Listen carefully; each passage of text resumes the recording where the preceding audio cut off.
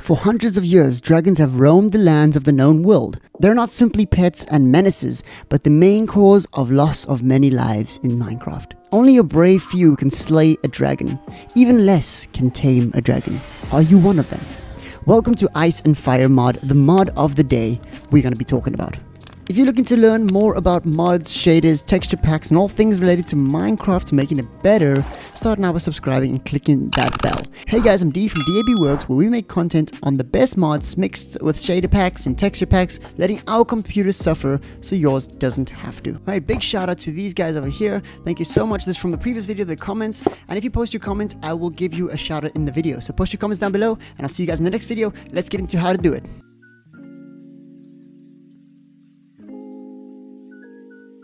Alright, next one, we got trolls. Now, the trolls' behavior is a little bit strange. The trolls are naturally hostile to the players and villagers. Once a troll sees its target, it will let out a large grungeal and come rushing at the player. When attacking, trolls often strike down towards their club, they often strike downwards with their club, dealing about 5 hearts, 10 HP of damage with each hit. However, they are also known to do a sideways swipe with the club, dealing a massive knockback to their foes, which is you.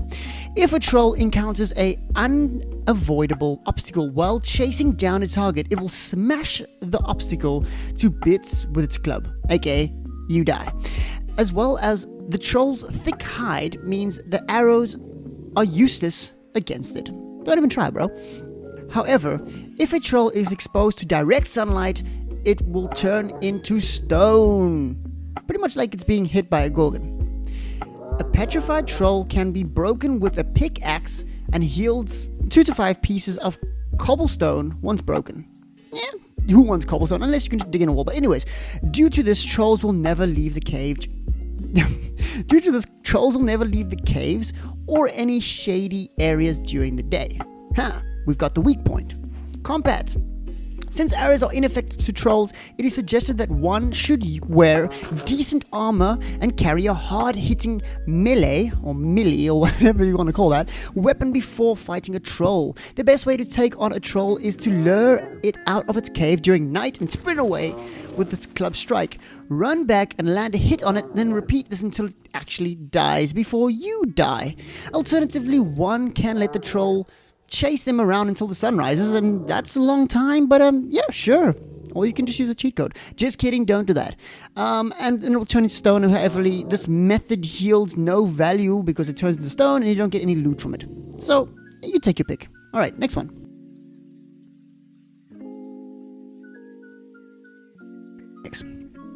Alright, next, Myrmex. Myrmex comes in 5 different caskets of unique behaviors. We have the worker, the soldier, the citadels, we've got the royals, and the queen. All of them I hate and are nasty. But let's get into it. So the workers are the laborers of the hive, and they will often leave the hive to forage for some food and bring back to the hive. They don't do really much. They can sometimes be found carrying eggs, larvae, pulpae, I don't know how to pronounce that, from the queen's residence to the nursery rooms. It's a whole colony of just things happening you don't want to see. Alright, next one is the soldier, and the soldiers serve as the workers' bodyguards. You know what I mean? You gotta have bodyguards, bro. You're not important if you don't have bodyguards. Following them around and protecting them nearby threats, citadels serve as the hive's covert operational units. It's a big word. And are the deadliest of the Myrmex caskets. They will stay near the entrance of the hive, assuming ambush, posture, and camouflage with the blocks and make them, you know, part of the environment. So they come in different variants, like obviously they need to be camouflaged. So they should probably speak to John Cena. Anyways, sand for the desert variant and leaf for the jungle variant. It's pretty cool. I mean, it's really well thought up mod right here. Relentlessly attack its target. I'm honestly just I don't like this. Citadels are lethal due to a combination of incredible attack, damage, and fast multi-hitting attacks. This sounds like freaking Mortal Kombat. Now I love this. They can hit the target 3 times in a row with their foreleg slashes, dealing 4.5 hearts of damage to each slash. Once again, why would you want to go? Anyways, The royals. Royals are the hive's means of reproduction. They have, you know, when a mommy and daddy, you know, upon leaving the hive, they will wait. So they just paid to. Anyways, upon leaving the hive, they will take to the skies and start flying around to search for a mate because they are. Yeah, they will not go after any nearby players unless wait. So if they come after you, does that mean they want to with you? Okay, we're getting away from. Once the two royals find each other, they will start emitting hot particles and produce quickly fly into each other. What the? Okay, fall down to the ground and start mating. Oh my goodness, this doesn't scream Valentine's Day. I don't know what does. Once the process is over, one of the royals immediately dies. Oh my goodness. This is kind of like a Romeo and Juliet if it was part of mating. With the others become a queen and digs into the ground, spawning a new colony. This is disgusting.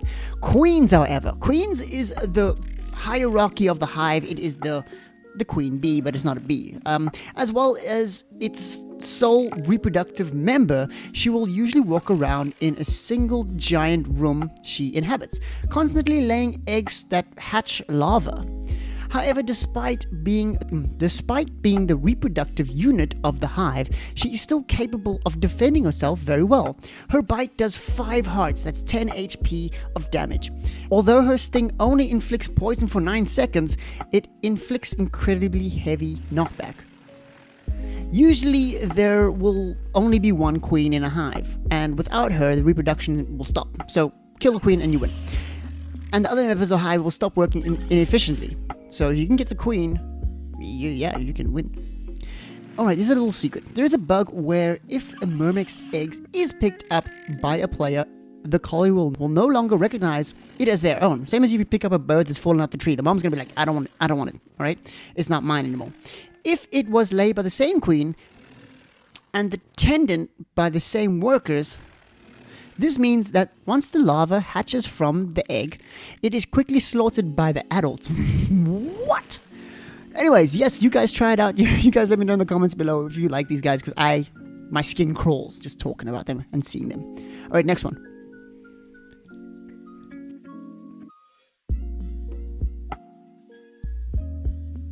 Alright, so we're going to talk about the fire dragon now. I'm sure you all want to know about this. Baby dragons are very small creatures, no longer than a single block. It takes 25 days for a dragon to progress from a stage. It takes 25 Minecraft days for a dragon to progress from this stage to 125 for them to reach maximum size. Their growth rate can be improved by feeding them dragon meal. Each feeding will grow them by 1 day. Not only that, but if you are creative, there is a special type of dragon meal that you can use to tame wild dragons, although it will either slow down the growing process or stop it completely. A dragon command staff can be used to order the dragon to either stay, wander, or escort their own from above. Dragon horns can be used to summon and desummon a dragon via the item. A dragon bone flute can be used to call flying dragons down to the ground. I'm guessing they need to be tamed by you first of all. Yes. A dragon summoning crystal can bind the dragon to itself so that the owner can teleport the dragon should it wander off into the distance. Kind of like GTA where you call your car in. Same thing. Sneaking while interacting with a dragon with a stick or command staff will set the home position, as you can see in my previous video, where it is currently at. Okay. And it will not go away from that position. The home position can be removed by sneaking while using the dragon command staff or a stick.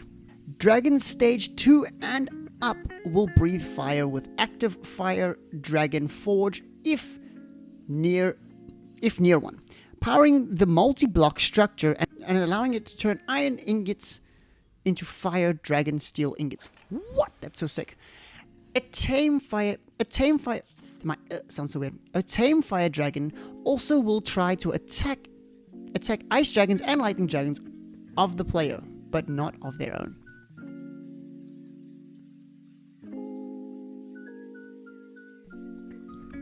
Alright, let's let's talk about Gorgons. Right now, the best way to take on a Gorgon is to wear a blindfold, equipped with decent armor, use a powerful sword, and take her on in a normal way.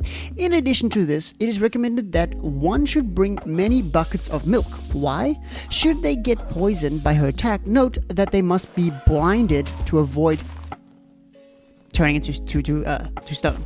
Merely wearing the blindfold is not enough to protect you from the Gorgon's gaze. If the player has immunity to the blindness that the blindfold inflicts, alternatively, one can take on the Gorgon without a blindfold by simply looking down and hitting her tail. However, this is a super risky approach, as one misstep and you can be leading into Stone Age.